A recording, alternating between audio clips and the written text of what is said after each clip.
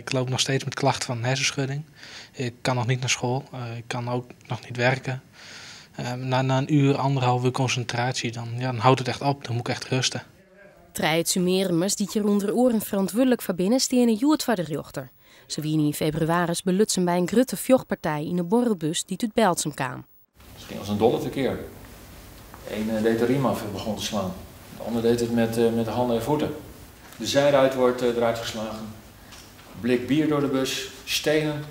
Ik stond voordat de vechtterij echt begon, stond tussen beide groepen in. En ik kon op dat moment ook gewoon niet een kant op. Want achter mij stond een groep uit Hallingen, voor mij een groep uit Jemarem. Het enige wat je dan denkt is van nou, die groepen uit elkaar houden. Zorg dat je zelf niks overkomt, zorg dat anderen niks overkomt. En dat je heel hard thuis kan komen. Ja, en toch ga je ook wat klappen krijgen, hè? Ja, jammer genoeg wel. De meesten heb ik niet zo heel veel last van gehad. Maar toch enkele waar ik nog wel last van heb. De bus staat stil. Maar de Jemaremers hadden kunnen vertrekken. Als zij niet zoveel drugs hadden gebruikt, als zij niet zoveel hadden gedronken. Als zij zich niet meteen zo gepikeerd hadden gevoeld. Ze hadden weg kunnen gaan. En dan was het over geweest. Was er niks gebeurd. De beveiliger had in de jochtziel een slachtofferverklaring online. Hij sprutste 3 jongens ta en hoopt dat ze er wat van leerd hebben. Ze kunnen wel lang vastzitten, maar ze komen toch op een gegeven moment vrij.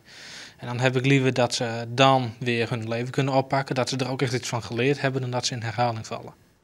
Justitie eerst het ienierszeltje in alle 3 vertochten, waarvan 6 mannen onder betingst. Een zwiere eerst, om de 3 jongens jeder al veroordeeld binnen voor het vernielen van een bus. De uitspraak is hoe 2 weken.